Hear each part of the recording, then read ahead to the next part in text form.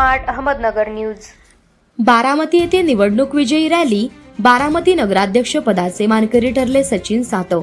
नगराध्यक्ष सचिन सातव यांच्या प्रचार रॅलीमध्ये असंख्य लोकांनी उत्साह साजरा केला व त्यांच्या सर्व नगरसेवक यांनी विजय उत्सव साजरा केला।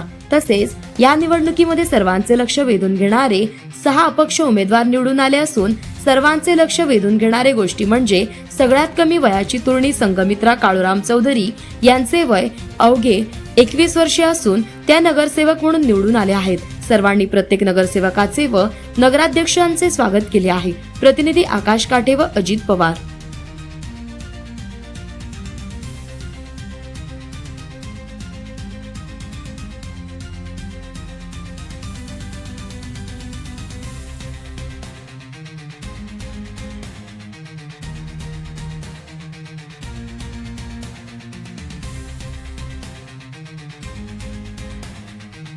दोन तीन चार 5 बूथवर मी लीडला आहे आणि ती 4 बूथला छोट्या छोट्या लीडने होती।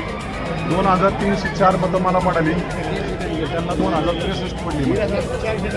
241 मतांनी मी आणि सर्वसामान्य म्हणजे धनशक्ती एका नावाची ताकद, बारामतीत वर्गणीला दादागिरी, लोकांना दादागिरी, हे सगळं मोडून सर्वसामान्य लोकांनी मला मतदान केलं।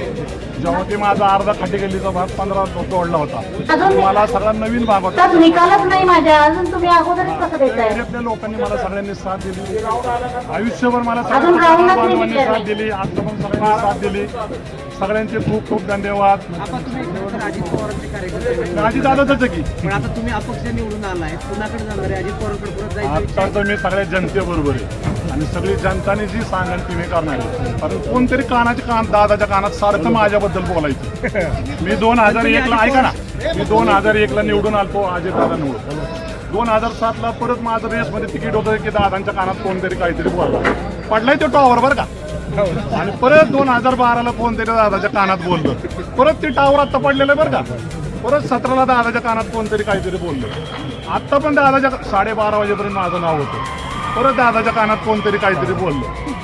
शेवटी जनतेने मला सांगितलं की टावरचं नाव कोणतरी कानात बोलते, अजित पवारांनी तुम्हाला डावललं त्यांच्या सांगण्यावर।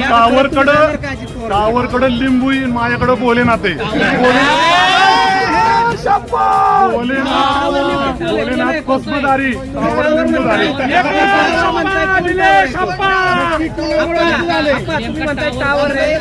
कानात बोलते, नेमकं कोण टावर? आजच होय, 5 वर्ष आता ती टावरचं खालचं फुटिंग काढायचं, घालवायचंय। सर्व मतदारांचे खूप खूप धन्यवाद। सर्व दादा पुढची भूमिका काय? दादांनी मला सोडलंच नव्हतं, मी निवडून आला असतो का? पुढची भूमिका काय? तुम्ही वेळ का? सर्व मतदारांचे आभार।